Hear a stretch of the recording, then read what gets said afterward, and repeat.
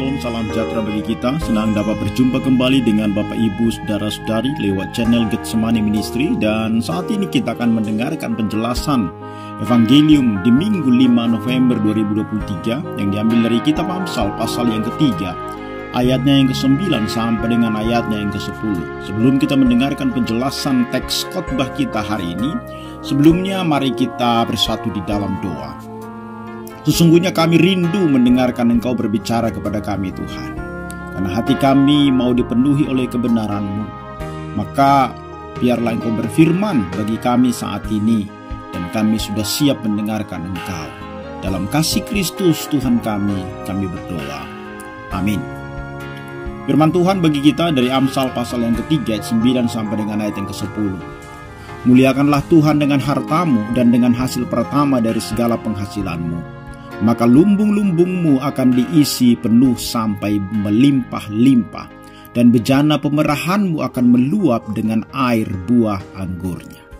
Topik kita hari ini adalah muliakanlah Tuhan dengan harta dan tubuhmu.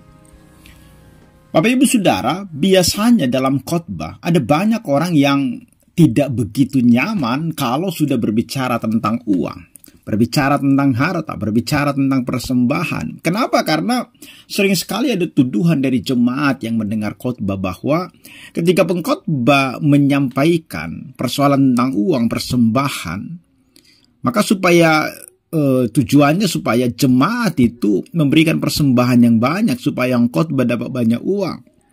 Memang ada saja sih yang memiliki motivasi yang kurang baik ketika berkhotbah tentang uang. Biasanya kadang-kadang dibumbui dengan banyak hal. Misalnya kalau engkau kasih banyak kepada Tuhan, maka lumbung-lumbungmu akan diberkati oleh Tuhan. Engkau akan, ketika kau kasih 100.000, maka itu akan diberikan berkali-kali lipat. Tapi nanti kalau engkau mengurangi atau tidak memberikan persembahan atau pelit, nanti binatang pelahap akan memakan itu. Ya, kita tidak bisa menutup mata memang terhadap pengaruh daripada ajaran teologi kemakmuran yang sudah banyak merebak di kalangan jemaat. Tetapi saya mau katakan adalah gereja yang sehat harus menyampaikan dan mengajar jemaatnya supaya memberi kepada pekerjaan Tuhan. Karena tanggung jawab setiap jemaat untuk menghidupi pelayan dan pelayanan di gereja. Jadi tidak perlu anti ketika mendengar khotbah yang membahas tentang uang, tentang harta, tentang persembahan. Faktanya adalah bahwa Yesus sendiri pun berbicara tentang uang lebih dari sekedar topik apapun. Dan kita perlu mendengar hikmat Kristus, dan kita perlu mendengar hikmat dari kitab Amsal juga yang saat ini akan menjadi acuan kita di dalam khotbah ini. Dan saat ini kita mau duduk di bawah bimbingan salah satu penasihat keuangan yang paling cerdas sepanjang sejarah manusia, dan kita akan mendapatkan petunjuk darinya. Bapak Ibu Saudara, setiap tahun majalah Forbes itu akan mengumumkan siapa orang terkaya di dunia. Dan di tahun 2023, 100 orang terkaya urutan pertama dimiliki oleh Elon Musk. Kemudian Bernard Arnault, Jeff Bezos, Bill Gates, Larry Page, dan lain-lain. Yang menarik sebenarnya adalah dari daftar orang terkaya di dunia itu, nama Raja Salomo itu tidak pernah didaftarkan di sana. Saya kira Forbes tidak terlalu memikirkan satu Raja-Raja 10 ayat 23-24 yang mengatakan bahwa Raja Salomo lebih kaya dan lebih bijaksana daripada semua raja yang lahir di dunia ini. Seluruh dunia mencari audiensi dengan Salomo untuk mendengarkan hikmatnya yang telah Tuhan masukkan ke dalam hatinya.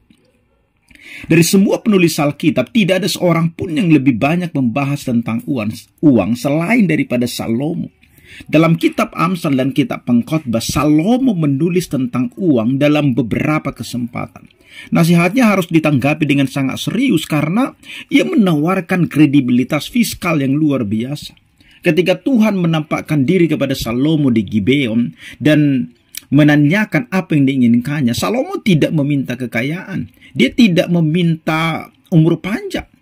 Dia tidak minta uang, harta, tetapi dia memilih kebijaksanaan. Dia memilih hikmat. Mengetahui ketertarikan alamiah dari manusia terhadap uang, Tuhan begitu terkesan dan menanggapinya dengan kata-kata yang bisa kita baca dalam kitab 2 Tawarik. Sebab inilah yang ada dalam hatimu, dan engkau tidak meminta kekayaan atau kehormatan atau nyawa musuh-musuhmu, dan engkau juga tidak meminta panjang umur, tetapi engkau telah meminta hikmat dan pengetahuan. Hikmat dan pengetahuan dianugerahkan kepadamu, dan kata Tuhan, aku akan memberimu kekayaan dan kehormatan yang raja-raja lain sebelum engkau tidak pernah memilikinya, dan tidak akan pernah ada raja setelahmu yang akan memiliki itu. Dan kita tahu sesuai janji Tuhan, Salomo menjadi orang terkaya atau raja terkaya di zamannya. Dan 1 Raja-Raja 10:23 berkata, demikianlah Raja Salomo melampaui semua raja di bumi dalam hal kekayaan dan kebijaksanaan. Tetapi satu hal yang menarik sebenarnya bisa kita lihat. Sebagaimana Amsal mengatakan, jangan bersusah payah untuk menjadi kaya.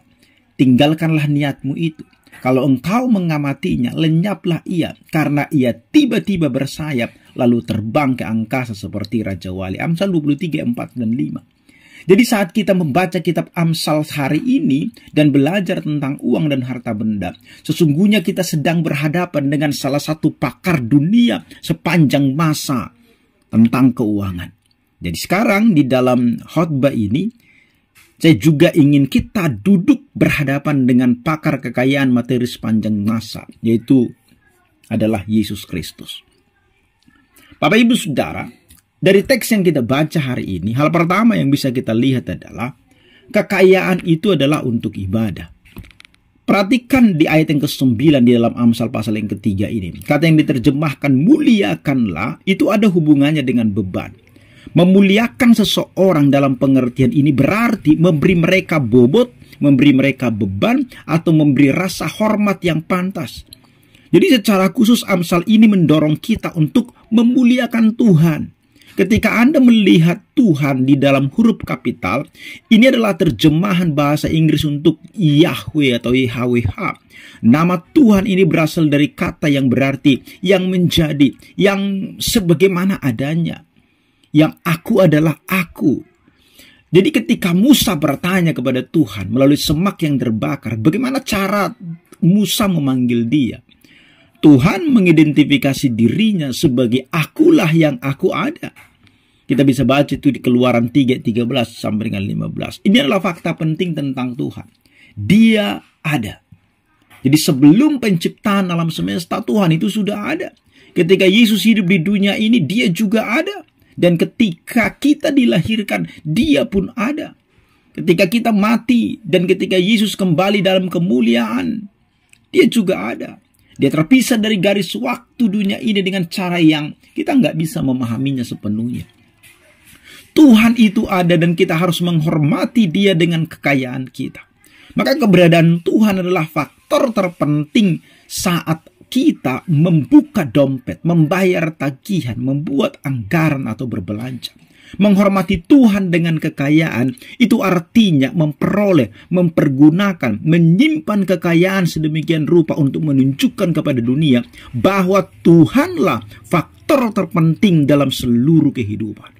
Jadi sebelum kita memikirkan bagaimana melakukan hal ini secara praktis, mari kita memperjelas dulu apa maksud dengan kekayaan itu. Jadi secara lebih harfiah, bahasa mengacu kepada substansi seseorang, itu adalah jumlah total aset yang dimiliki oleh seseorang. Itulah kekayaan.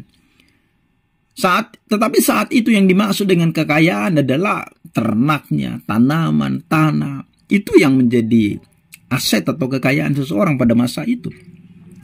Nah sekarang artinya itu adalah pendapatan, harta benda, tabungan, saham, dan lain-lain.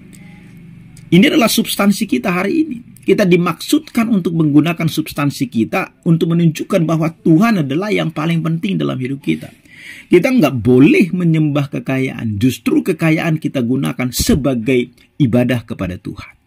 Itu yang pertama kita lihat. Jadi kata muliakanlah artinya bahwa kita harus mengutamakan Tuhan. Atau kekayaan yang kita miliki kita gunakan sebagai penghormatan, sebagai pemuliaan kepada Tuhan.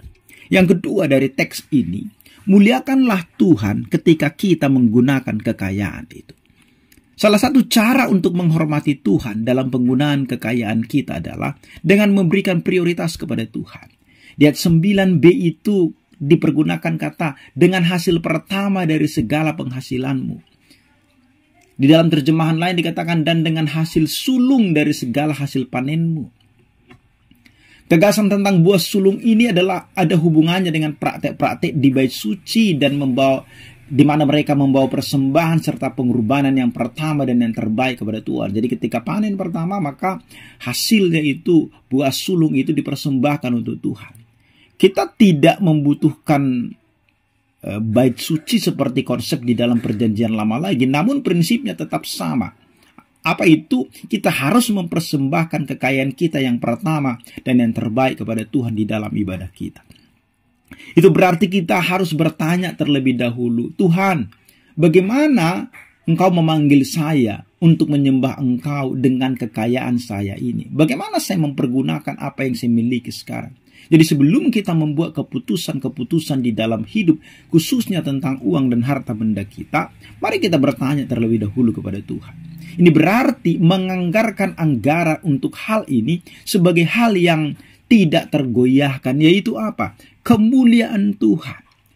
Ini kebalikan dari menggunakan uang untuk setiap prioritas lainnya. Dan kemudian mempertimbangkan bagaimana kita menghormati Tuhan di dalam kehidupan kita. Jadi itu yang kedua, muliakanlah Tuhan saat kita mempergunakan kekayaan.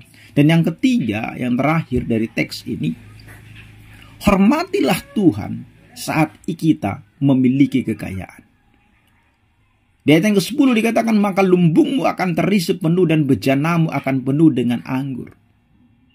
Lumbung-lumbungmu akan diisi penuh dengan melimpah-limpah dan bejana pemerahanmu akan meluap dengan air buah anggurnya.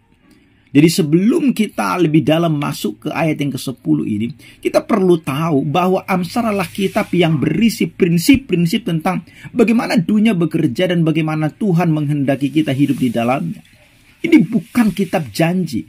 Jadi ayat ini tidak mengajarkan Injil kemakmuran bahwa kalau kita melakukan bagian kita, Tuhan akan memberi keuntungan yang besar berupa kesehatan, kekayaan. Tetapi teks ini sebenarnya sedang mengajarkan bahwa secara umum ketika kita setia dengan apa yang kita miliki, maka kita akan memperoleh lebih banyak keuntungan. Berkat Tuhan akan dinyatakan bagi kita. Jadi orang bijak adalah orang yang produktif, dan karenanya menghasilkan uang, dia menyimpannya daripada mengkonsumsinya. Kalau kita membaca Amsal 21, 20, harta yang indah dan minyak ada di kediaman orang bijak, tetapi orang yang bebal memboroskannya.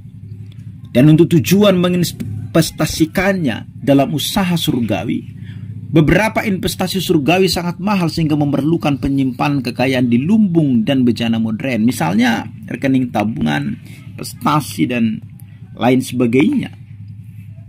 Investasi surgawi yang akan kita gunakan untuk menolong orang-orang di panti asuhan misalnya, membiayai penginjilan dan pelayanan-pelayanan yang lain yang pastilah membutuhkan dana operasional yang besar. Orang-orang percaya yang sudah mendapatkan belas kasihan Tuhan, pasti dia rindu untuk melakukan hal ini. Jadi mari kita menghormati Tuhan ketika kita memegang kekayaan itu. Apa yang menjadi kesimpulan bagi kita Bapak Ibu Saudara? Pertama, kekayaan adalah untuk ibadah. Bila kita beribadah dengan baik dengan harta, umumnya kita akan mendapati bahwa kita akan bertambah kaya sehingga kita bisa menggunakan lebih banyak harta untuk beribadah.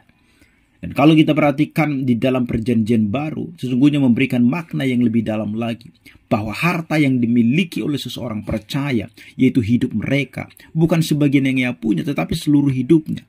Dia harus memuliakan Tuhan lewat itu. Kita bisa baca itu Matius 22:37. Dan pemeliharaan Allah terhadap orang tersebut. Sehingga dalam kitab Amsal dan juga dengan kitab perjanjian baru tidak ada yang bertolak belakang. Orang yang memuliakan Allah adalah orang yang takut akan Tuhan. Ataupun orang yang takut akan Tuhan akan memuliakan Allah dengan seluruh hidupnya. Seorang bisa memberi persembahan untuk Tuhan, tapi belum tentu ia bisa memberikan hidupnya untuk Tuhan. karena ingin dihormati, karena ingin terkenal, bahkan kadang-kala dengan motivasi yang salah. Maka bagaimana cara kita mempersembahkan harta kita kepada Tuhan? Dari seluruh ajaran Alkitab, persembahan uang dialamatkan pada 3 tujuan utama. Pertama, untuk membiayai orang yang dipakai Tuhan untuk melayani ataupun mengajarkan firman kepada kita. 1 Timotius 5:17 berkata, penatua-penatua yang baik pimpinannya patut dihormati 2 kali lipat, terutama mereka yang jerih payah berkhotbah dan mengajar. Pada zaman ini penatua bertugas mengurus gereja sambil mengajar dan berkhotbah. Jadi mereka yang persiapannya asal-asalan berbeda dengan yang sungguh-sungguh akan terasa sangat mendengarkan apa yang mereka ajarkan ketika berkhotbah. Maka hormatilah mereka yang berjerih payah dalam berkhotbah dan mengajar kita. Yang kedua adalah untuk memenuhi kebutuhan pelayanan di rumah Tuhan, yaitu gereja. Sewaktu umat Tuhan sudah tidak membawa persembahan kepada Tuhan lewat gerejanya, Tuhan mengingatkan umat melalui Nabi Maleakhi dengan tujuan supaya ada persediaan makanan di rumahku. Maleakhi 3:10. Dan yang ketiga adalah untuk menolong orang-orang miskin, para janda, yatim piatu, orang asing, orang yang dalam kesusahan. Dan juga para misionaris yang memberitakan Injil di garis terdepan. Paulus berkata, memang itulah yang sungguh-sungguh kuusahakan untuk melakukannya. Saudaraku, Bapak Ibu Saudara, mari kita menghormati Tuhan dengan memberi sesuai dengan tujuan yang sudah ditetapkan. Jangan kita menghormati Tuhan dengan menahan apa yang seharusnya diberikan untuk memuliakan Tuhan. Maka camkanlah itu baik-baik. Marilah kita memuliakan Tuhan dengan harta kita. Kalau kita membaca yang menjadi epistel itu di dalam Roma pasal 12 ayat 1 dan 2. Persembahkanlah tubuhmu sebagai persembahan yang hidup dan berkenan kepada Tuhan. Kalau dulu uang yang dipersembahkan, domba yang dipersembahkan, harta benda yang dipersembahkan kepada Tuhan. Tapi di dalam perjanjian baru, Tuhan tidak menuntut hanya uang kita, tetapi seluruh hidup kita. Itu sebabnya topik kita hari ini, muliakanlah Tuhan dengan hartamu dan tubuhmu. Orang yang sudah memberikan hidupnya bagi Tuhan, dia pasti bisa memberikan hartanya bagi Tuhan. Kenapa orang bisa begitu? Karena dia sudah merasakan bagaimana juga Tuhan berkorban memberi yang terbaik bagi dia. Maka orang memberi yang terbaik kepada Tuhan adalah karena dia merasakan kebaikan Tuhan di dalam hidupnya. Maka kita yang sudah merasakan menikmati kebaikan Tuhan lewat anaknya di kayu salib yang sudah mati bagi kita, maka tidak ada yang lebih berharga kita berikan bagi Tuhan lewat hidup kita. Oleh karena itu, hari ini biarlah hidup kita menjadi hidup yang mempersembahkan yang terbaik bagi Tuhan. Amin, kita berdoa. Terima kasih Tuhan untuk firman-Mu sudah kami dengarkan. Ajari kami di dalam hidup kami ini memuliakan Engkau dengan apa yang kami miliki, dengan hidup kami, dengan harta kami. Terpuji termulialah Engkau dalam Kristus Yesus, kami berdoa dan bersyukur kepadamu.